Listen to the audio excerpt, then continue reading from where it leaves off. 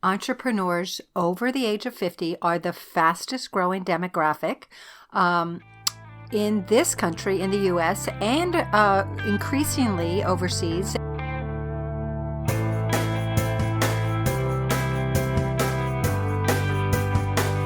Welcome to Zestful Aging, where I talk with fascinating, talented, and inspiring guests who reflect on the adventures and challenges of aging and who are living their lives with vibrance and purpose. I'm your host, Nicole Christina, psychotherapist, writer, and fellow Zestful Ager.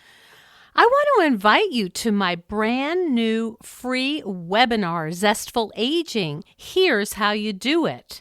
You can sign up at NicoleChristina.com. And as always, I appreciate your feedback. I hope you enjoyed last week's interview with solo travel guru Jen Ruiz. Next week, I'll be speaking with acclaimed photographer Anastasia Pottinger, whose project What Time Creates is a compilation of photographs of centenarians. Well, I have my Jack Russell Terrier Sparky right beside me and my coffee in my hand, so let's begin.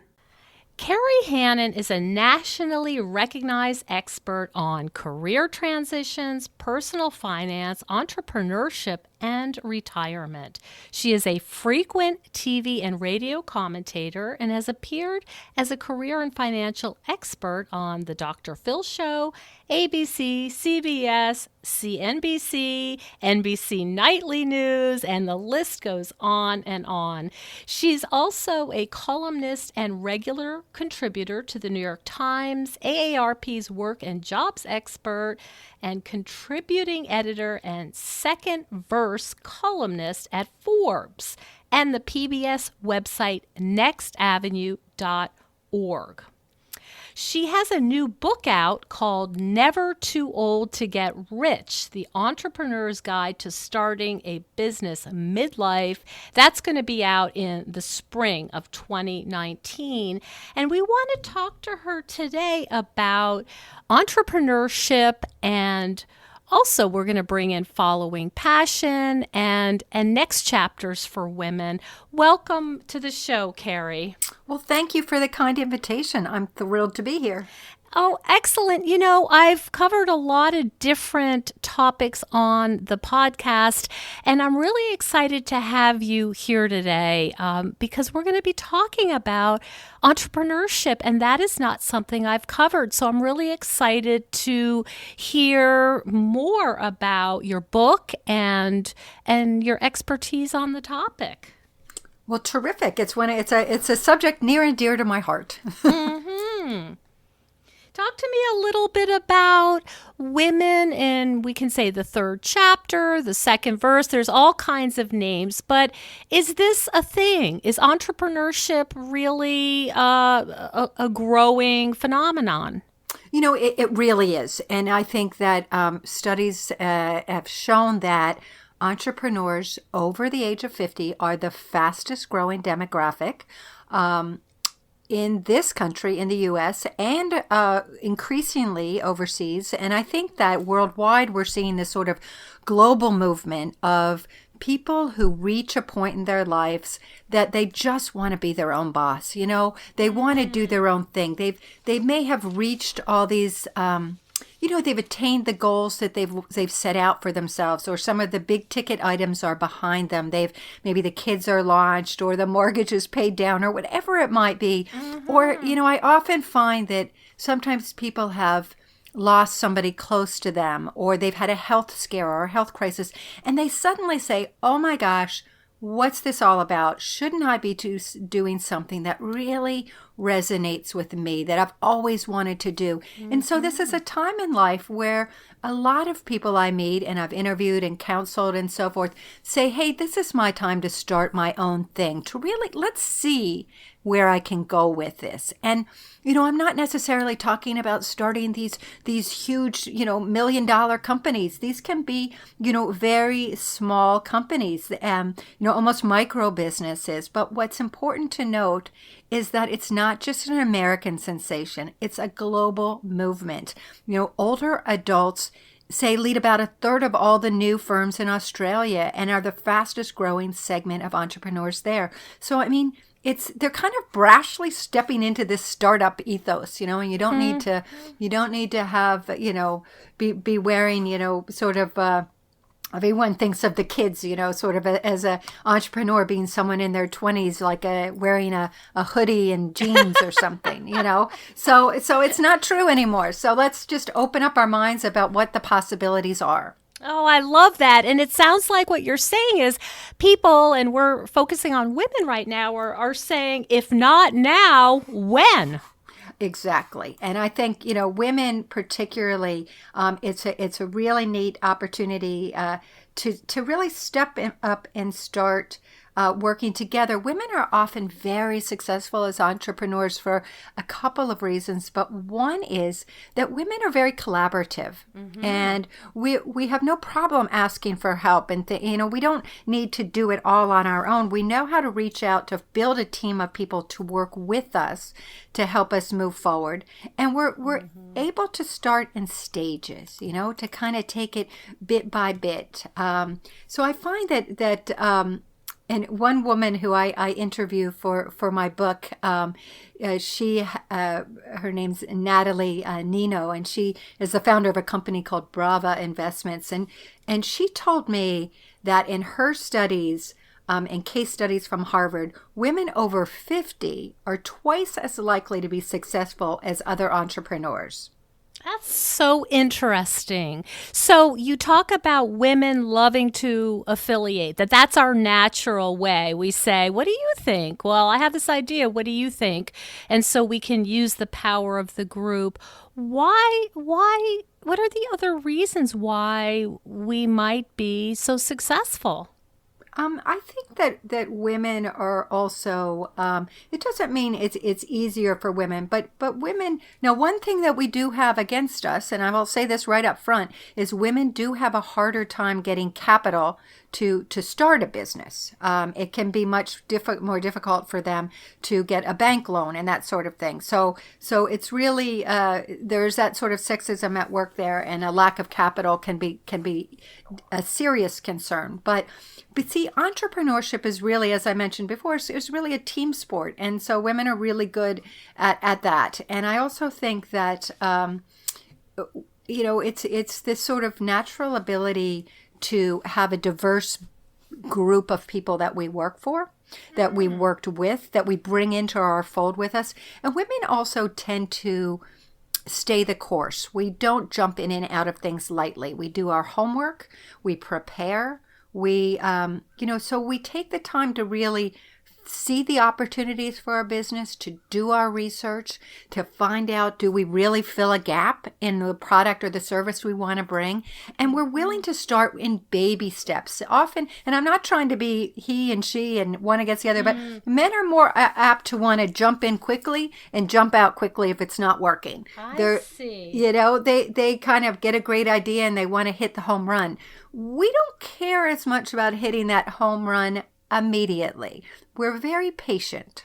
And I wonder, where I go is, I wonder what that says about our brains and how, things are wired, because certainly, you're talking about a different way of thinking and approaching life.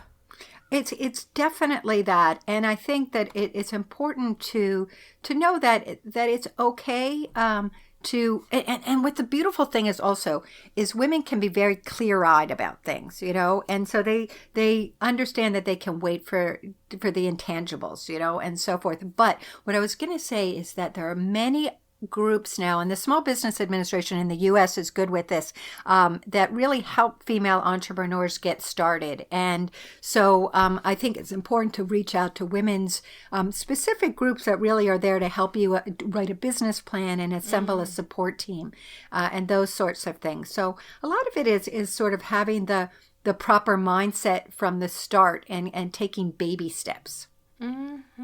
I see.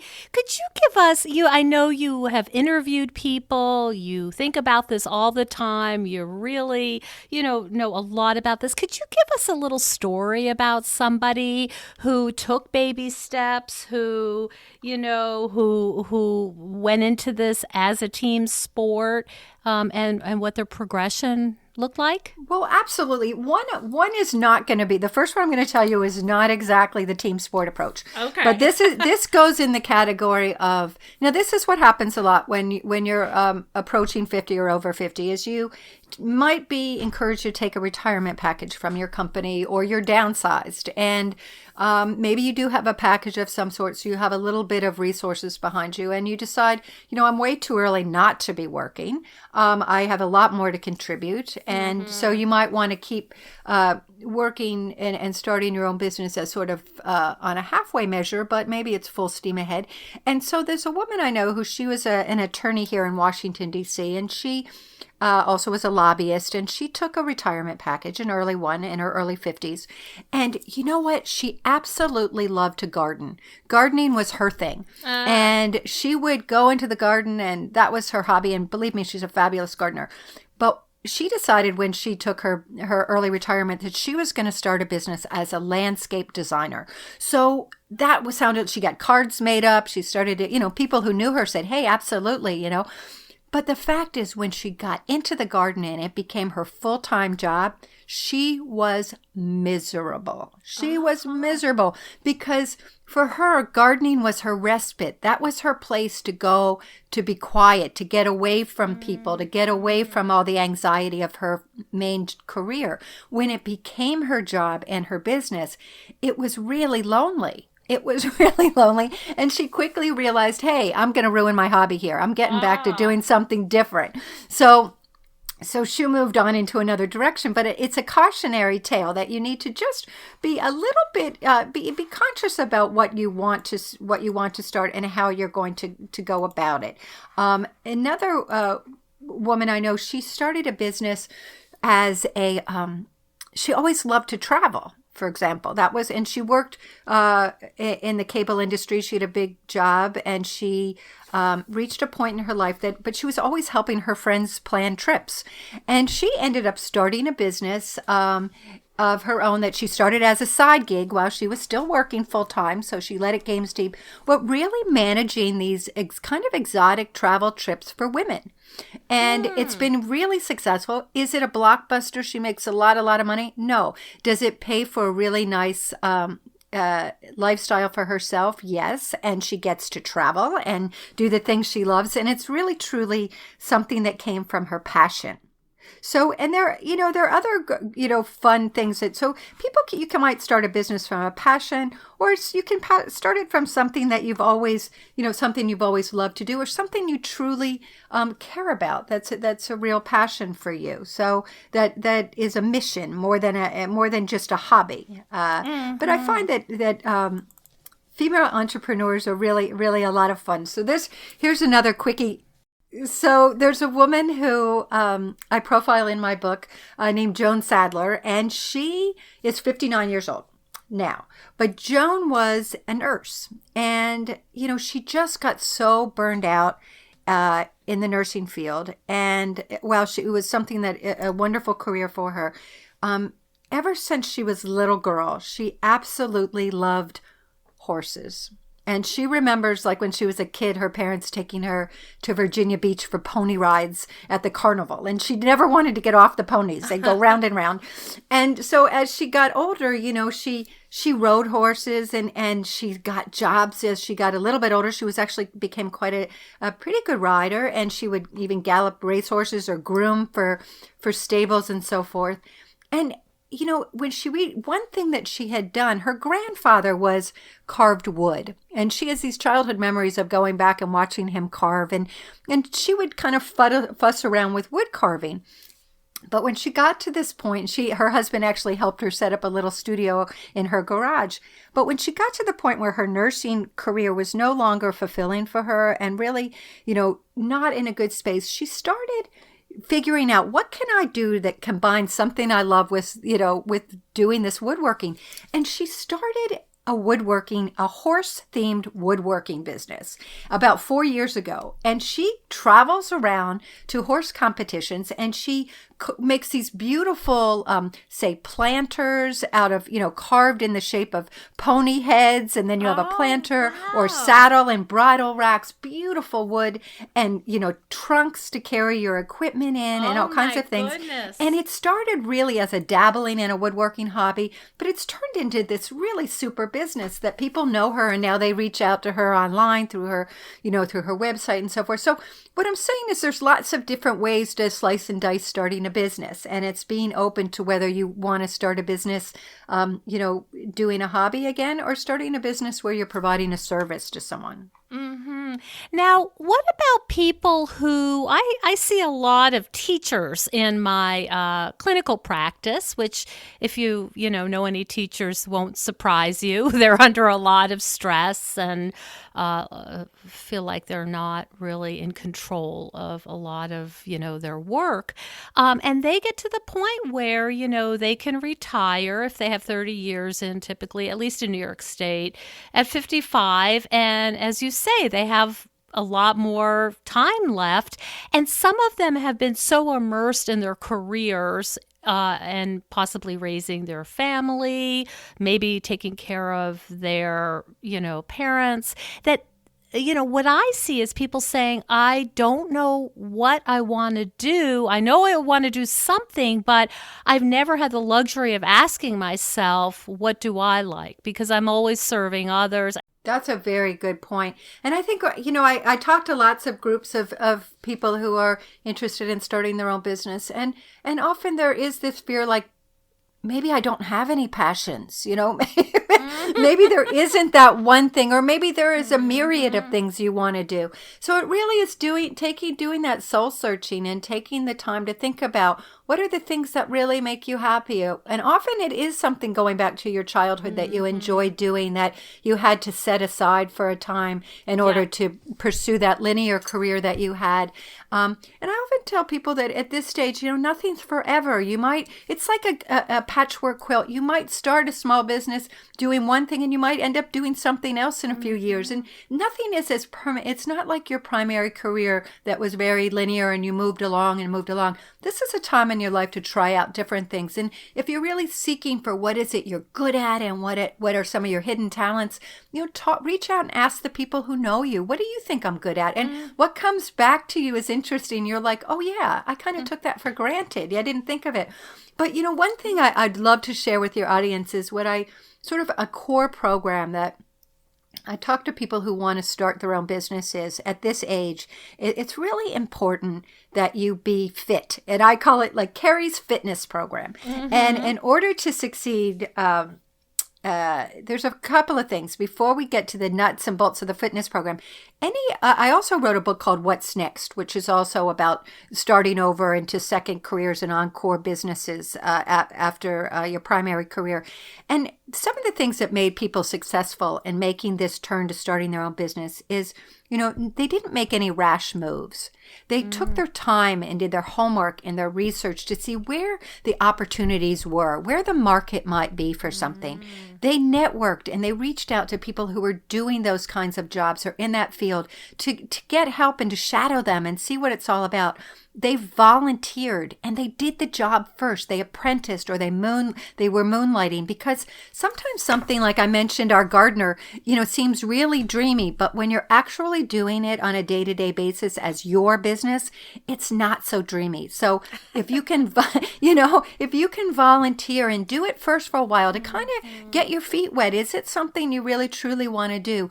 And they added any skills or certificates they might have needed to move forward. I have a woman who started a business making chocolates, and she went back to school to learn more about the fine techniques that she would need and so forth. But I mean, it's not something to take lightly. You often do need a certification or to add some new skills. So I suggest people take 3 to 5 years. It takes a while before you're going to say, hey, I've really successfully launched a business. It's a process. It does not happen overnight, which again is why women are quite good at this, because we are patient. So those are some of the necessary steps. But The other piece of that that's really critical is to be fit. And these are the three things that can really help you succeed as an entrepreneur. Number one, you need to be physically fit. And I don't mean bench pressing or running fast miles.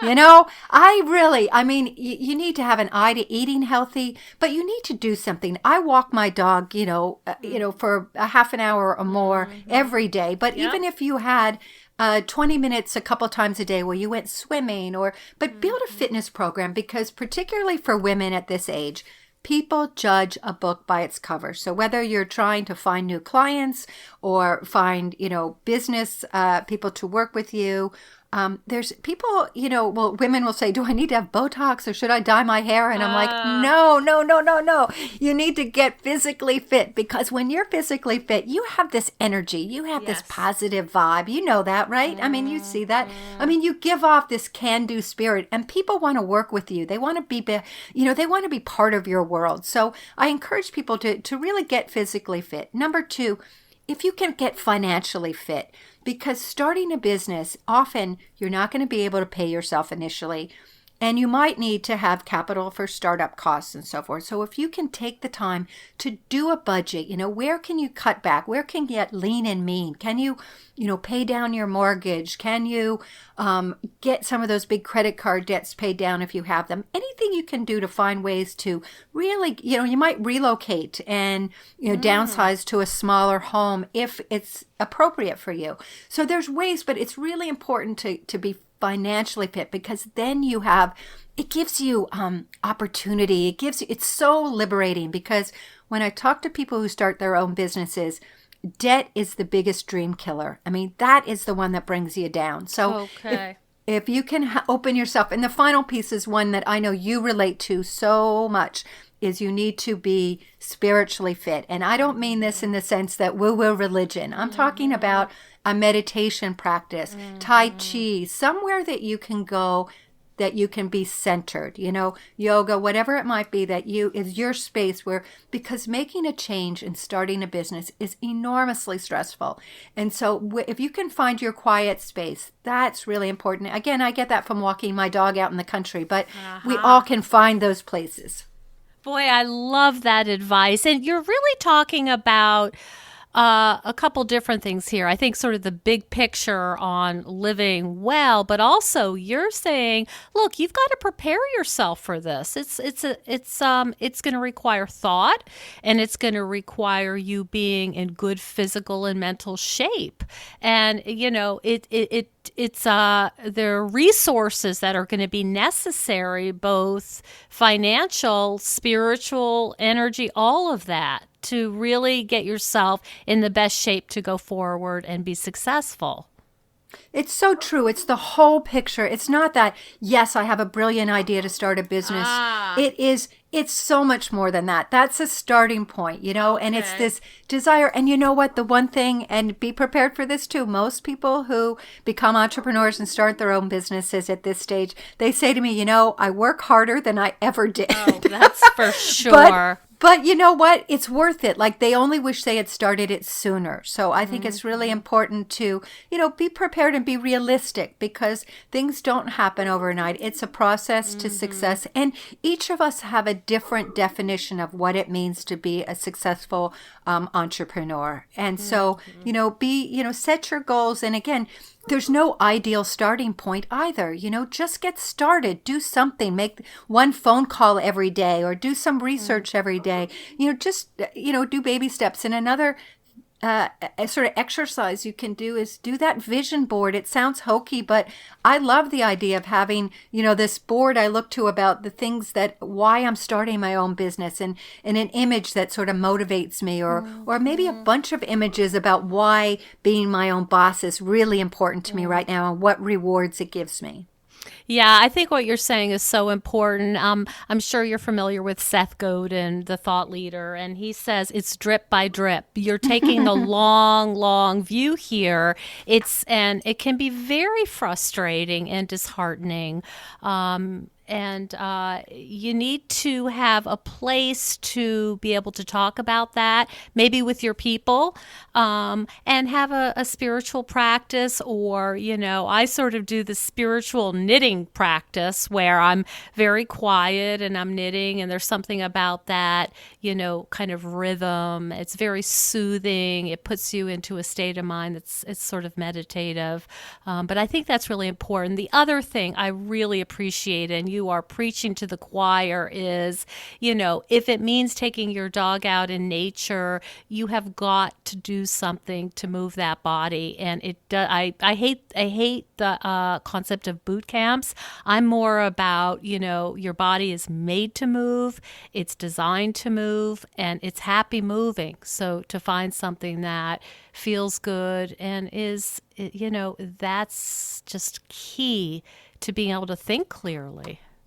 And you do. You come back energized. And I find I get some of my best ideas when I'm out just walking in nature. I mean, it's just Absolutely. I just let my mind kind of float. And, sometimes it's just a lyric from a song that keeps going through my head, but sometimes it's a little more concrete. But do you know what I mean? It's really quite a great opportunity, and it's a gift you can give yourself.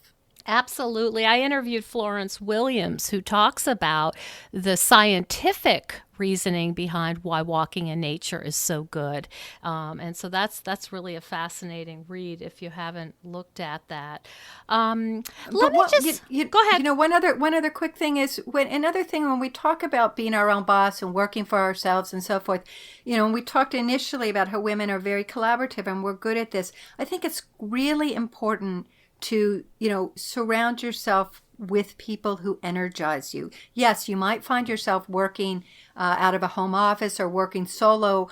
It's so easy to start a business without bricks and mortar today that we're often virtually at our computers. But if you can leverage having, people around you who support you, and, also people who will explain to you why something might not work, but people who can help you stay accountable and energized, and not people who bring you down. So it's really important, the board of directors, so to speak, that you surround yourself with. Oh, I love that. Yeah, people who are encouraging and help you maintain your confidence.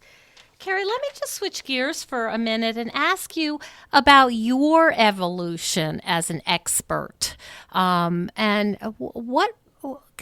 a little bit about how you came to be so interested in entrepreneurship, finance, and retirement. Well, sure. Well, one of my, I guess the most interesting aspect of it is for me is that I grew up in a family my father was entrepreneurial. So, he ran his own business. So we had a family business. So I was kind of at the dinner table. We always talked about business. And so that was kind of fun. And, as I moved along through my career, I went to work at Forbes because that was the magazine my dad got at home. And I set my sights, and I told them when I interviewed there, I said, I'm going to be in New York for which I wasn't, but could I come by and could I stop by? And they let me, and this is what you do when you're in your 20s. And they said, why do you want to work here? I said, because my dad got the magazine and I got the job. I mean, it's just crazy good. But anyway, so I kind of have always been fascinated by business and so forth. But when I went from Forbes, I went from there to working for Money Magazine. Now, I had gone through some personal finance issues of my own, from running up credit card debts, living in New York. How crazy is that? We all remember those days. And I was able to start writing about personal finance and how to take control of your financial life to be financially secure. And oh my gosh, this was something that resonated with me and with my friends. I was talking to people I knew and helping them. So that was a nice switch. When I started, and then I kept moving along through different interesting jobs in the journalism field. But my last job, I was at USA Today, and I was really miserable. I was writing a column about retirement and taxes, but I was really unhappy, and it had been my lifetime goal is to have a column in a national magazine, my career goal, that is, and I had it, and it just didn't feel right. And I said to my dad, he said, "How's your work going?" And I said, "It's awful." And he said, "Well, quit." And you know what? I went back and I quit, and at that time, I had written a few books by that time, books on financial issues for women, Suddenly Single, and Retirement Guide for Women. But all of a sudden, the world has a way of making life interesting for us. I was given an opportunity to write a coffee table book about Navajo weaving. Had nothing to do with anything, right? So I went out to the Four Corners, and I spent time on the reservation profiling weavers, which is, some of them did not speak English. And it was, I had a translator, and it was looking at a world I'd never seen before. And you'd be 40 minutes down a dirt road from a main road. I'd interviewed this one woman in her 80s who, my gosh, she wove monumental rugs. Unbelievably monumental rugs. And she raised 8 kids in this hogan with no running water and no electricity. And I thought, oh my gosh, this is America, right? It just like, wow. And all my East Coast sensibilities. And I was asking her questions, and she said, "You ask questions nobody thinks about." And I looked outside of her hogan, and it was so beautiful. I mean, it was magnificently beautiful. And I thought, and she was pure joy. And it got me thinking about work and what we do and our jobs and why it matters and who we are because of what we do and what joy it brings us. And I got to tell you, my whole life shifted, and I came back. I have chills. Well, it's so true. And I came back, and I just got really deep into this whole area of work and love and bringing meaning to our lives and those around us. And I spent 3 years traveling around the country writing, interviewing people who had done something for 20 or 30 years and shifted to do something completely different and made these radical turns, from, being with the Navy to running away with the circus, It was just fantastic. And I didn't necessarily want to be those people, but I wanted to have that sense of inspiration and adventure. Yes. And that's why I write about work and jobs. And that's why I think it's so important to start your own business. If you want to, give it a try. I mean, it is so important to follow and pursue paths that bring meaning to our lives. And hopefully by doing that, you are influencing others. Oh my goodness. I love that story. That is so beautiful. I mean, you're talking about work, but you're talking about the meaning of life. I mean, these are existential questions that it sounds like you're tackling in different ways. I guess it is, and it just hits to your core. And I know you feel this way too about your work. I mean, this is why we get up every morning. I think, and I mentioned earlier, often you lose somebody close to you too early, and you realize, that cosmic question, life is short. What am I doing with my time?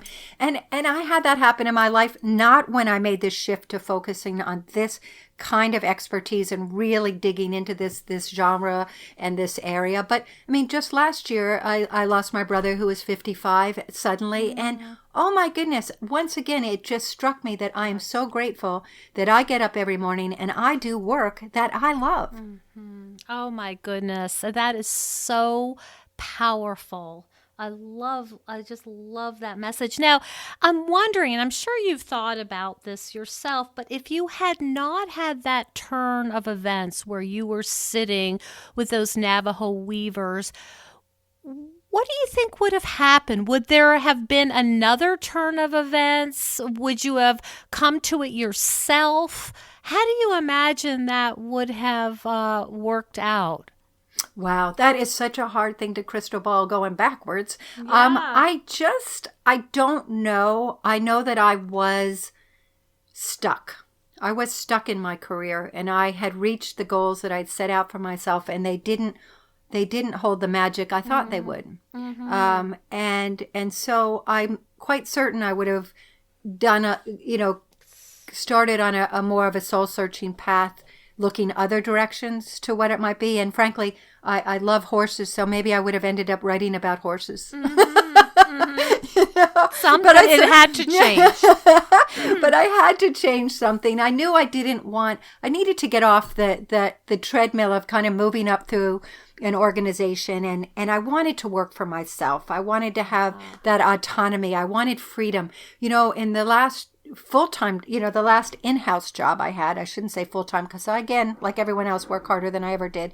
I couldn't stand having to ask permission to go across the bridge for lunch, to leave the building. It was like they wanted you to be in the biosphere all the time. For me, I like having the freedom to not ask somebody permission to go walk my dog or to go ride my horse to go visit my 89-year-old mom. I don't have to ask anybody's permission. I just do it, and I make it work around me. So I think I had that spirit inside me that I wanted to work for myself. But even for your listeners who don't have the opportunity right now to start their own business, think of yourself always as Me Inc. I mean, you've heard this probably before, but it's so important to approach all of your work, even if you're working for one employer, as an entrepreneurial adventure, and they are your primary client. It's a shift in your thinking. It's a shift in your mindset, but think of them as your client. Say more about that. I'm not sure I'm quite understanding that, Kerry. Can you say that another way? Yeah, I like the idea of taking ownership of the work we do. So whether we're working for an employer, where you go to an office, or somebody else is your primary employer, if you don't see yourself as just a cog in the wheel, okay, that's one way that we look at work. We're just one of a whole, bunch of team of people working for a big organization that might be, not have a lot of personal touch to it. If you see yourself as Me Inc., like you are your own entrepreneurial business, you yourself are a business, and that client, that employer that you go to every day is your primary client. And so you approach it like, as you would a business, like you are working for them as you would for your best client. And I think you often do better work because you're trying to approach it as you're the boss. You kind of turn it around in a way in your head. I'm not saying you need to do that verbally, but in your own head, you kind of make that shift that you're in control. And I think that's all of us want to be that. And often, again, it's hard to do, but you can at this stage, if you're thinking it as Me Inc., then you might start a little side gig just to test the waters to see if there's something you truly want to do. And you have to be careful not to interfere with your primary client, your employer. Sure. But again, it's just a way of reframing your workspace in your head. I have a client who has a regular full-time job, and she has an Etsy shop. And, this is her precious little side gig, and she gets so much joy from it. It's just delightful to hear her talk about it. It's not a huge moneymaker, but it's her little baby, She designs I guess you have a page or a profile, and she puts a lot of love and thought into that. And you can just see it bringing her really deep satisfaction. She sort of glows when she talks about it. Well, I love that. That is like a perfect example of how entrepreneurship can be incorporated in all of our lives. If and she probably dedicates a fair amount of her free time to doing that, but it doesn't feel like it, I bet. Right. And the rewards are so great. I love the vision of her, just kind of lighting up over when she talks about it, because that's what it's all about. Mm-hmm.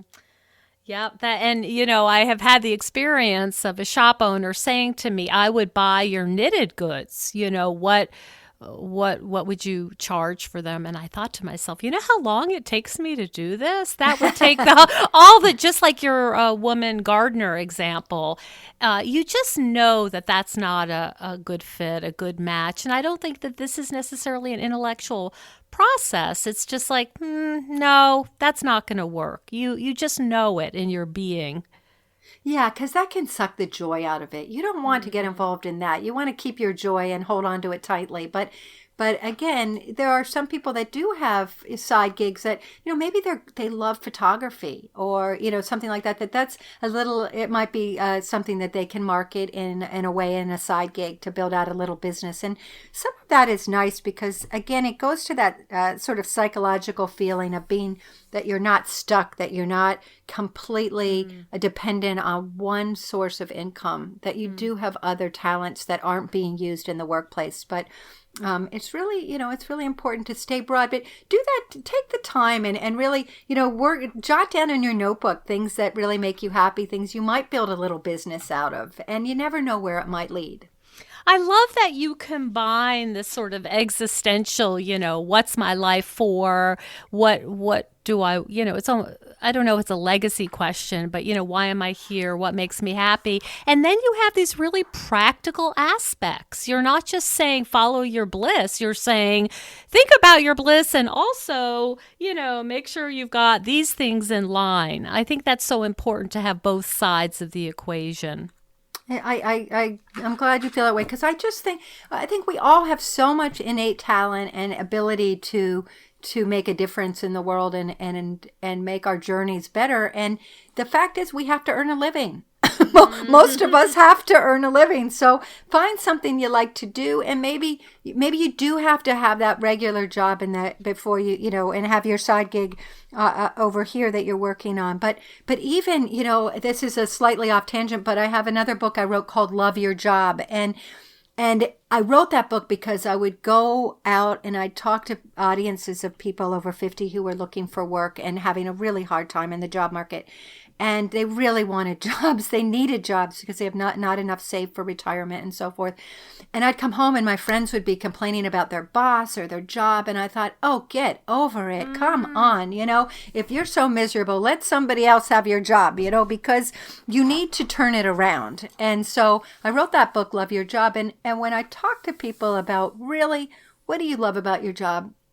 It's not usually the job itself. It really is the people you work with. It's the mission of the company or the service that they provide. It's really the opportunity to continue to learn, the opportunity to travel. There's things like that kind of, I see it as the joy around the edges of a job. So, don't ever let yourself get stuck in a job or stuck in a career and feel bored. Or sometimes people say they're bored with their job, or they say they're unhappy or they don't like their job, but it really is because they're bored, because they're not getting promoted anymore, or they've quit learning on the job. Shake it up. Raise your hand and ask for some new duties on your own job, at your current workplace. Take a course, even if you take a class, and you know this from your work too, psychologically, if you take a class in anything, once you learn something new, even if it's, let's say glass blowing, once you start to learn something new, your whole brain shifts. Oh, sure. You start looking at the world a different way. And it's an incredibly energizing way to redirect your energy and your focus and how you see the world. So, that's what I always say, reach out and learn something new. If you're really bored with your job, ask for new duties, get scared a little bit, agree to do something you maybe never did before. Oh my gosh, that's scary, but you might really surprise yourself. Yeah, I mean, much of the happiness research points to the state we're in when we're just starting to learn something that's challenging and we kind of get it, but we're not quite there yet. Many people, that's the whole state of flow. Many people will say that's where I lose time. That's where I am totally in the present moment without my worries, without my, concerns and, whatever, is that you're just in that absolute present state. And that's what feels really good to us as humans. Yeah, you're firing. And then the other kind of quickie tips to really fall in love with your work again are, this is a basic that a lot of people talk about these days, but it's so true, is if you can declutter your workspace. Now I'm looking around at mine and I'm not practicing what I preach at the moment, but it's true. If you start decluttering, you're making decisions about, I value this, I don't value that. And that's a great way to start thinking about your work. I value this about it, I don't value this about it. It's a shift. And it can be very empowering. The second thing I encourage people to do is to volunteer. If you can find something in your workplace, or if you work for yourself, get out and do something and you feel stuck, get out and volunteer. Do something for somebody else, because it really comes back to you, and it's really gives you a boost in a new way. It gives you a new perspective. So, and if you can volunteer through your workplace, doing something with other colleagues, maybe from other departments, you're meeting new people, you're bonding. And again, that whole thing is we like who we work with. So you're making new relationships. You're not just, you're reaching out. So that's a neat thing to do. And another study I found is people who, and I think this is true, people who laugh and smile on the job are more engaged in their work. So try to remember to smile, and tell a joke, or, or back you tell to somebody, basics. Yeah, and if you're having a crappy day at work, or you're stuck and you're working out of your home office for yourself and you're down and down, think, if somebody else out there is having a good day, and if one of your colleagues or someone even if it's virtual, has just gotten a promotion or they had a great review, say congratulations, good job, because not only do you make them feel great, you feel better yourself just for having said that. Oh, I love that. You are full of great suggestions. It sounds like you could go on and on and on, that you have just really understood this at every single level of motivation and just, what makes life feel good. Where can people find you, Kerry? Because I think they're going to want to learn a lot more about all of your offerings. Oh, terrific. Yep. My website is kerryhannon.com. Okay. So that's KerryHannon.com. Okay. And on Twitter, it's at Kerry Hannon. So at KerryHannon. And I would just absolutely love to hear from anyone. And I think I even have my emails up there on my website, so feel free to reach out. And I'm on Facebook as well. Great. And is your new book available for pre-order, or do we have to wait for that a little while longer? It'll be out May. I think May is the pub date. I so appreciate the big picture and the practical steps. What a great thank you so much for all of your knowledge and your wisdom and just the way you approach this. I think your information is so accessible and so helpful for people who have been thinking, what else can I do? What would be fun? What would be new and different? It just really provides this idea of possibility. Oh, well, thank you. I really appreciate being asked to be your guest, and your show is just awesome. So thank you, and I look forward to having other conversations with you. Thank you so much for joining us on Zestful Aging. If you like the podcast, please share with some of your friends. Next week, I'll be speaking with acclaimed photographer Anastasia Pottinger, whose project What Time Creates is a compilation of photographs of centenarians. Pottinger burst on the national and international scene when her black and white portrait series of centenarians went viral and was featured on thousands of websites and in publications all around the globe. The series continued to grow and soon became the book 100, What Time Creates. And you can listen in on our conversation next Saturday. I love to hear from my listeners. Send me an email at NicoleChristina.com. And please consider becoming a patron of the show. You will get access to exclusive bonuses, and you will be part of the Zestful Aging community. Keep us going strong. Go to patreon.com/zestfulaging. See you next time for another episode of Zestful Aging.